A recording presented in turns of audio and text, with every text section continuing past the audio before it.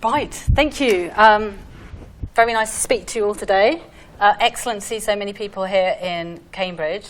As Scott says, we are really keen to be as inclusive as possible and to collaborate broadly. So very keen to have discussions over the next couple of days about how we can do that, and very, very pleased to welcome so many different people to Cambridge. As Rachel said, until recently I was based here at the British Antarctic Survey. I'm now based just a few hundred metres down the road at the computer lab at the University of Cambridge. And for the last few years, we've been building up between University of Cambridge and British Antarctic Survey an environmental data science group that Scott has been very instrumental in being part of. And starting in the autumn, we have a Centre for Doctoral Training on the application of AI to the study of environmental risks.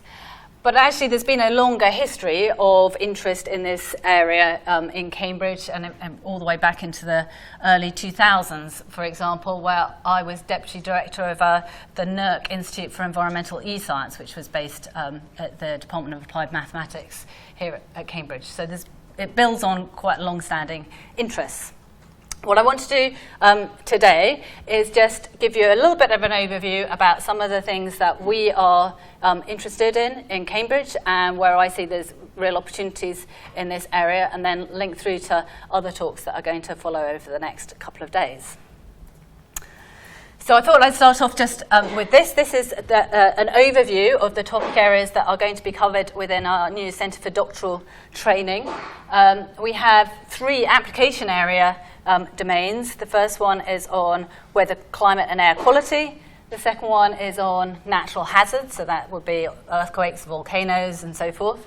And the third one is on natural resources, which is principally biodiversity, conservation, food security, water security, and so forth. And then cross-cutting those themes, there are a number of, if you like, methodological elements. And so we see that there have been common activities in terms of environmental data classification, integration and analysis, as well as significant activities that you might characterize as being more environmental modeling. So I thought I'd just give you a little bit of a description of some of the data that we have available. So I think one of the areas, somebody was asking me at lunchtime, why is this environmental data science area suddenly really exploded over the last few years? And one of the reasons is that actually we really do have an explosion in terms of the amount of data that we have available. So really ever-increasing data sets that we get from remote sensing, from satellite data from space, which is literally in the levels of terabytes of data every day, an enormous repository now showing all aspects of the Earth at ever-increasing resolution. Very recently, the large data sets from the European Space Agency, from NASA and the other big space agencies has been complemented by a fleet of now hundreds of low-cost satellites that are being put up by private companies that give very complementary types of data, but again adding to that repository. And then there are huge networks of other different types of data sets. And this is just one example that I will come back to. This is a fleet of almost 4,000 autonomous instruments that sample the ocean, going down to the first 2,000 meters of the ocean, and in some cases down to the first 6,000 meters of the ocean. And you can see the coverage almost all around the world now in terms of the coverage of the data. And of course that's data that can't be accessed by satellites, which only see up to the surface of the ocean. And it's not just data from observations, but we also now have vast data from the modeling efforts themselves. So this is one of the biggest examples of that, which is a coordinated climate modeling program that exists in combination with the Intergovernmental Panel on Climate Change, which is now in cycle with those Intergovernmental Panel on Climate Change reports. These are a set of coordinated experiments with numerical simulations of future, or past and future, climate to better understand the evolution of climate change. And just to give you a sense of the size of those data sets, the current project which is underway is anticipated to generate some 40 petabytes of data. So again, another huge environmental data set to be analysed. So at the same time as there's been an absolute explosion in the amount of data we have, there's also been a significant increase in the number of different stakeholders requesting environmental data to help inform decisions. And one of the key elements of that, which is where I think there's a real opportunity in terms of bringing in machine learning techniques, is that from those requests from decision makers, there's an ever-increasing requirement for information at a smaller scale, more local scale information, because that's what's most relevant to making most decisions, and across a huge range of different variables. So the top example of that I give you is that on the very left-hand side, you see a graph of global average surface temperatures from 1850 through to the present day. And that has been the key metric that has been used to describe the changing climate. It's the key metric that's used in all the international agreements. And yet, very significant regional variation underlies that. And in terms of decision making, it's really not the average conditions, but the extreme conditions that are most critical. So what we really want to know in terms of making decisions is what the chances of, for example, shown here, an extreme heat wave in Shanghai is. And that's a very different type of information that's required to the global average surface temperature. The bottom plots here just show a set of examples of other sorts of questions people might want to know about, whether it's to do with air quality in a particular location, a particular habitat, and or indeed the destruction of a particular habitat. Or the final plot here brings in more socioeconomic components as well. This is a very severe earth slide that occurred a year or so ago in Sierra Leone, and you might want to understand the environmental conditions that were surrounding that, but then also how that linked into the socioeconomic conditions as well. So I want to just talk through 3 different categories related to that of areas where I think that there's an opportunity for making progress, bringing together machine learning techniques with those vast data sets around environmental topics to try and better understand or better predict aspects that are relevant to making decisions. So these are the 3 categories that I'm going to talk through. Something to do with monitoring the environmental system, something to do with predicting the environmental system, and then a more general holistic environmental risk assessment.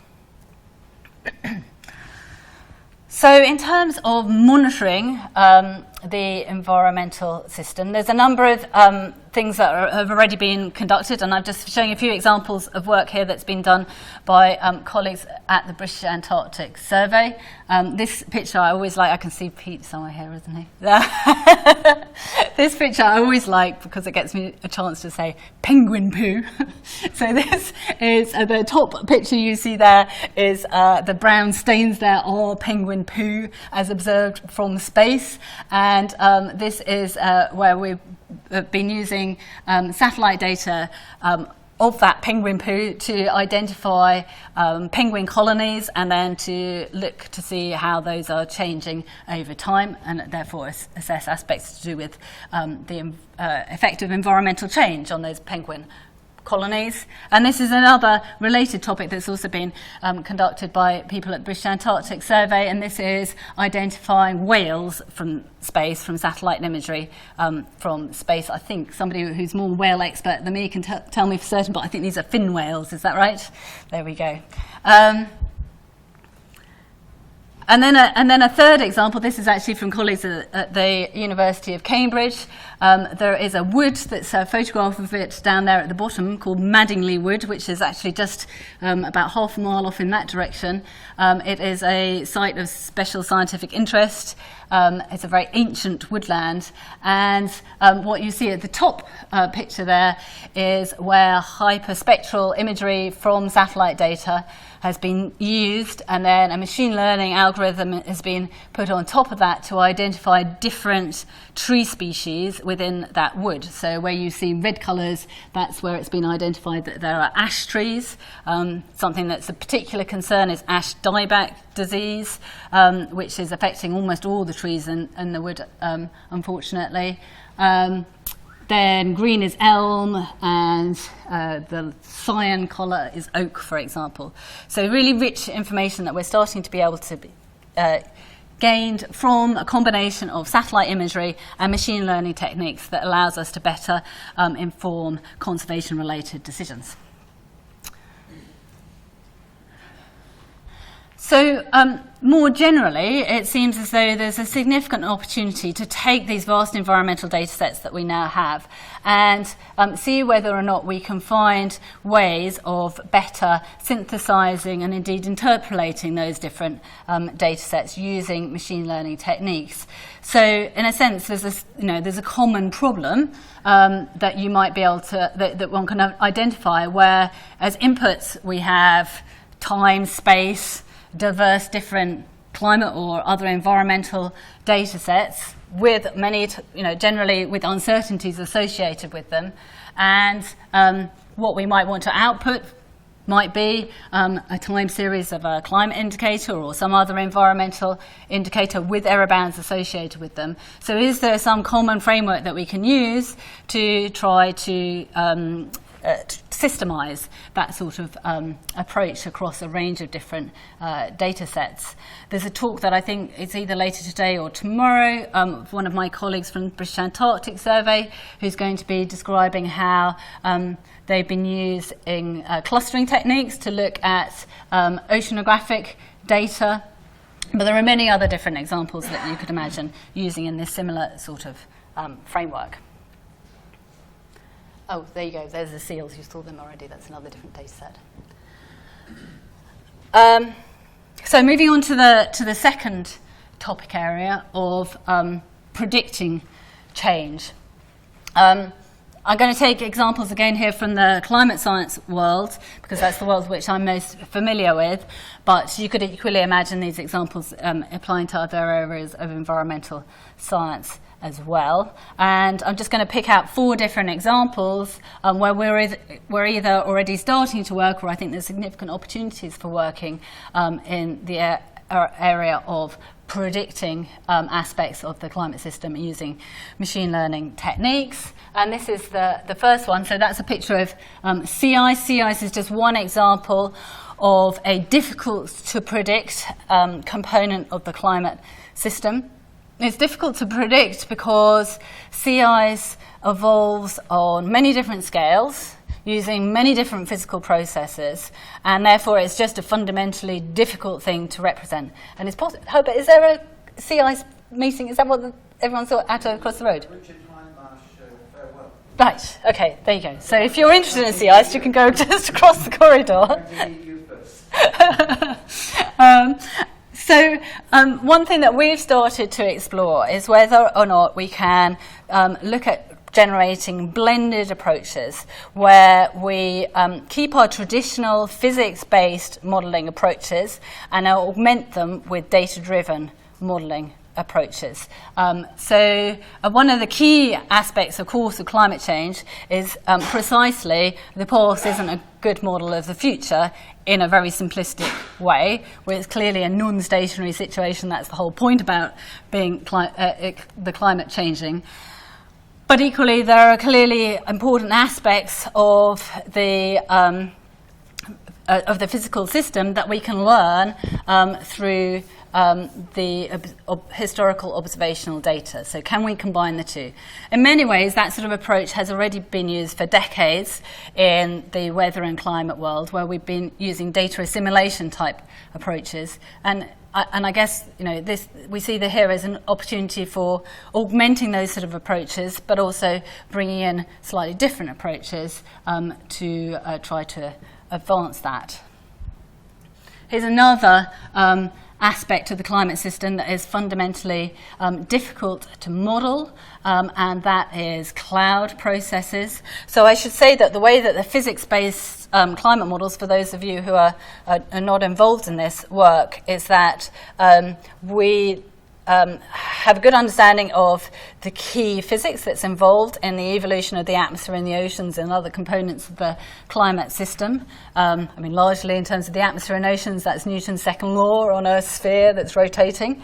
And the numerical simulations that we have of the climate literally solve those equations on a grid. But the grid points, the spacing of the grid points in a typical climate model are very broad. So they could be as much as 100 kilometers in spacing. So that means that any physical process that happens within a 100-kilometer grid box has to be parameterized, has to be estimated in terms of those larger scale quantities. And in terms of climate models, that's where the key uncertainties in our future predictions of climate occur, through our inability to properly represent everything that happens within that 100-kilometer grid box. And well, you can see a typical cloud is much smaller in size and involves much smaller physical processes than 100 kilometers. And so in climate simulations, those cloud processes have to be parameterized. So the question is, can we find new data-driven approaches to improve the parameterizations of those aspects of the climate system that are just happen on too small scales to be fully resolved in climate models. So cloud processes are one example of that. In the ocean, there are many small-scale aspects of the ocean circulation, or the ocean equivalent of storms, for example, which happen on a scale of 10 kilometers or less, that similarly have to be parameterized. Critical aspect of the oceanographic part of climate models. Can we, again, find data-driven approaches to improve those parameterizations or speed up those parameterizations? They also take a significant amount of the computational time of climate simulations. Here's another example. This comes from Antarctica. This is looking at the front of the Thwaites Glacier, and you can see these armadas of icebergs coming off the front of the Thwaites Glacier. This was taken from satellite imagery this last winter, Antarctic summer. And understanding the evolution of these icebergs, again, is really important for understanding future climate. And so can we use computer vision techniques to be able to follow the evolution of these icebergs and try to infer something about the physical understanding of their evolution to then better model? And then the final example I have here, this is an example of future emissions scenarios that were used within the last IPCC, Intergovernmental Panel on Climate Change, report. What you see in the grey line there is the actual fossil fuel-related emissions from whatever date it says there. I can't read it. 1850 through to 2005 or so, at the time of the last IPCC report. And then you see 4 different scenarios of future emissions, with the red scenario being a high emissions scenario and the dark blue being a much lower emissions scenario, which is more consistent with the Paris Agreement, and a number of scenarios in between. But of course, the real world will undergo some completely different scenario, something in between all of those. One of the challenges with Intergovernmental Panel on Climate Change reports is always that decisions on these, on which scenarios to run our climate simulations based on is made years in advance, and then when it actually comes around to when the reports are issued, then already they seem as though they're somewhat out of date. So is there a way that we can use data coming from the simulations themselves within a data-driven approach to, if you like, interpolate and between these and find some other scenario that falls within this in a different way? So that seems like yet another different example of the sort of thing that might be able to do. Right, then my third example area is around risk assessment. So the sort of question that might fall under risk assessment comes back to one of the aspects that I showed on an earlier slide. So the sort of question you might want to know, for example, is what will future conditions in the world cities and megacities be like? And in this case, in terms of the inputs that you have, you might have climate model output, you might have historical meteorological data, you might have information on the impact of extreme weather events from multiple different sources, either direct or indirect information. And what you want in terms of output is the future risk of a particular specific impact occurring. And so the task here is again to synthesize and interpolate different data sets. It might also be to learn the mappings. One of the challenges has always been understanding or being able to model what the impact of particular weather conditions are on, for example, health output impacts through different particular disease pathways, for example.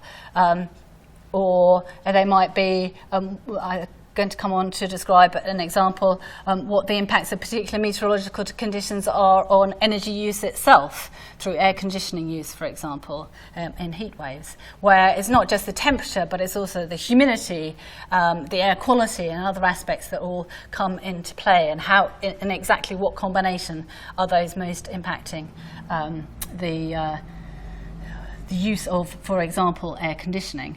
And that seems like that's, again, a data problem. If we had enough data, we would be able to understand how to do those mappings.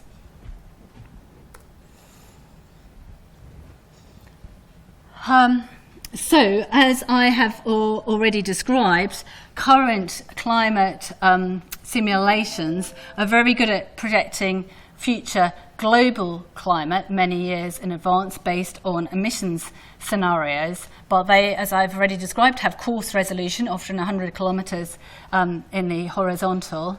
They also typically have systematic biases at a local level, and different climate models, and there's more than 2 different climate models from modelling centres around the world, tend to do better or worse at representing certain different aspects of the climate system. So if we want to understand this question, what will future conditions be like in world's megacities, then we need to take account of all those different aspects. Here's just an example. This is just looking at annual mean surface temperature under one particular emissions scenario at the end of the century throughout, the 24 or so different climate models. And you can see, well, they all go sort of orangey red, which means everywhere's getting warmer broadly. But the exact details are entirely different between different climate models. So how do we synthesize, how do we integrate all this information to come up with a proper, a robust projection at a local level? And again, there's going to be a talk, I think, tomorrow describing some of the work that we've done to date in that direction. Extending it through into the impacts, this is where I had the example of air conditioning. We have done a very small-scale project so far, looking in particular at Egypt and asking the question, what will the future demand for air conditioning use be, and then indeed how would that impact the energy network, things that would actually make a difference to decisions on the ground in terms of the response to climate change.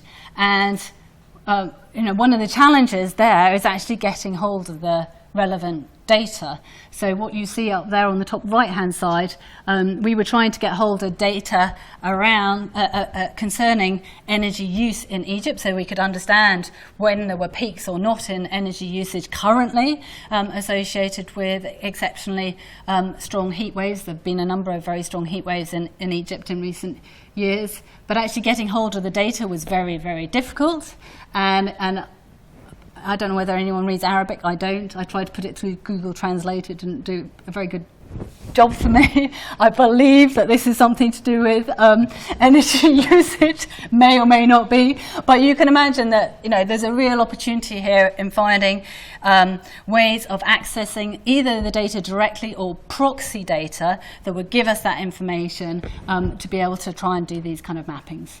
And then we've also got interest in Cambridge in looking at other potential end uses of this information. For example, looking at designs and regulations in the construction sectors, looking at sustainable urban drainage, looking at thermal comfort in buildings, for example. All of which we need to both understand what the future climate conditions are, but then also what the knock-on impact of those are in terms of these end-use decisions.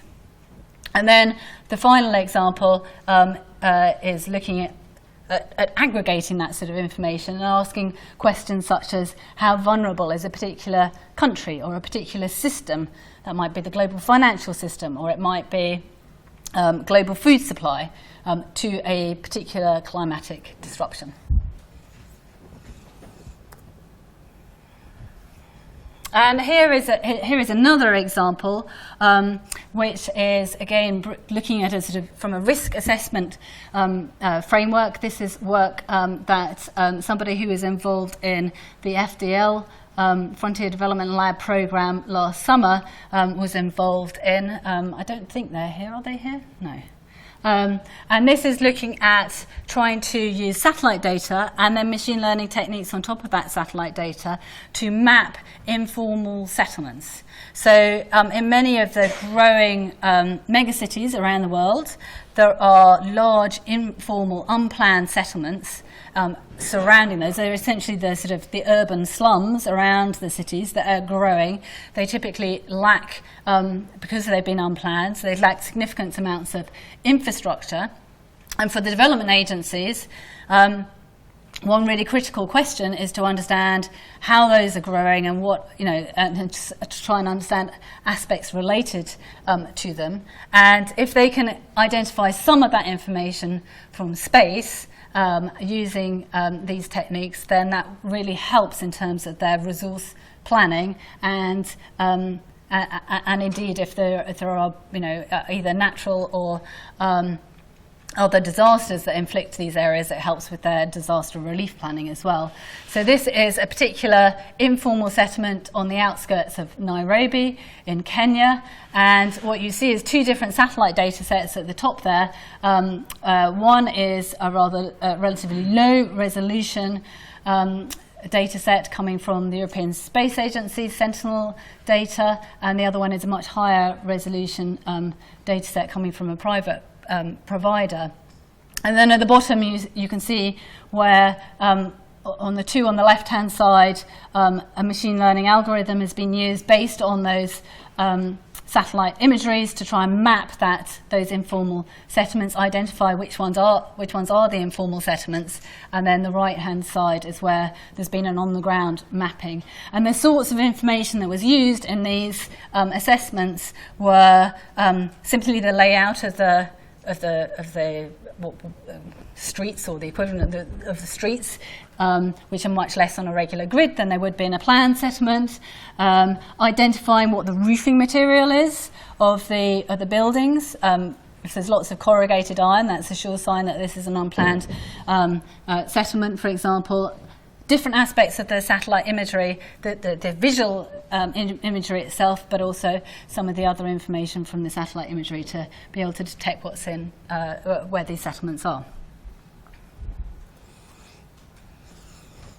So I hope that gives you just a little bit of a flavour of just the range of different things that is clearly there are opportunities to progress in the whole area of environmental data science.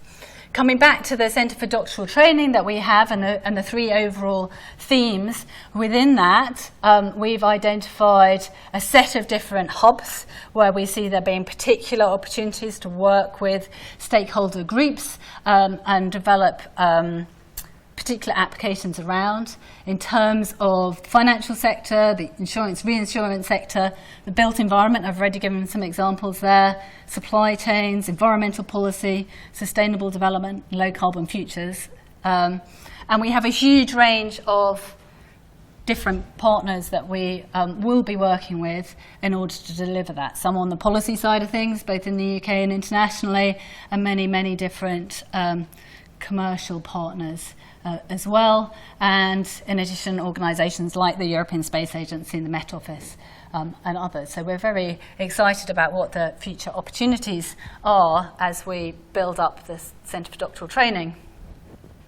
So I'll leave it there. I'm sure that over the course of these 2 days, that overview will be enriched by a very large number of other different applications. But what I wanted to leave you with was just really 3 key messages. The first is that I think it's becoming very, very clear, and not least by just the number of meetings that are popping up at the moment, that machine learning and other big data AI techniques offer significant potential for new ways of addressing environmental problems, new ways of being able to utilize the vast environmental data sets that we have.